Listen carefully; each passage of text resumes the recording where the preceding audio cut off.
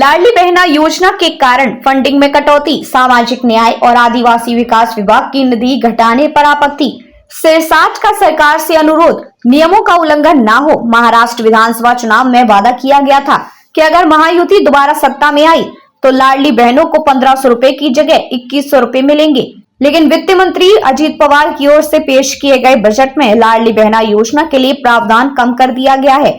इसके चलते जहां महिलाओं में कुछ असंतोष है, वहीं सामाजिक न्याय एवं आदिवासी विकास विभाग में भी असंतोष है।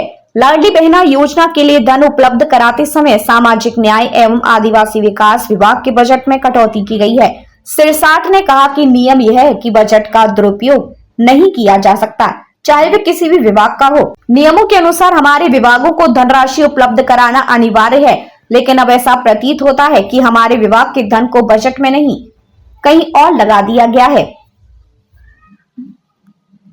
हम इस बात पर ध्यान दें कि वित्त मंत्री इस पर क्या स्पष्टीकरण देते हैं। बजट बहस के जवाब में वे क्या कहते हैं, हम उनसे अनुरोध करने जा रहे हैं। सिरसाट ने कहा कि क्योंकि नियमों के अनुसार धनराशि का दुरुपयोग नहीं किया जा सकता।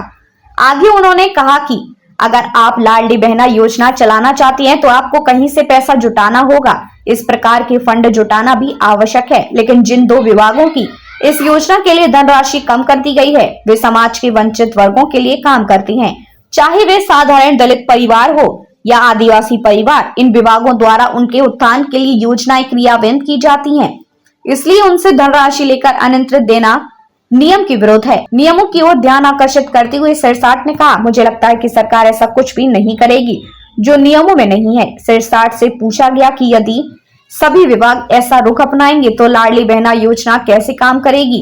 इस पर उन्होंने कहा कि किसी अन्य विभाग में छोटे या बड़े कार्य को कम किया जा सकता है, लेकिन सामाजिक न्याय और आदिवासी विकास विभागों के मामले में ऐसा नहीं है। इन विभागों की फंडिंग कम की जा सकती है, यह कानून है।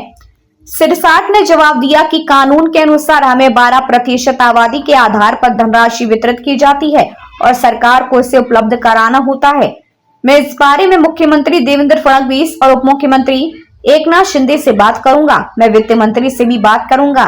मैं ये अनुरोध करना चाहूंगा कि इस निधि का इस तरह से दुरुपयोग न किया जाए। सिरसाट ने कहा कि यदि इस तरह से फंड में कटौती की गई तो इससे विभागों की योजनाओं में बाधा उत्पन्न होगी।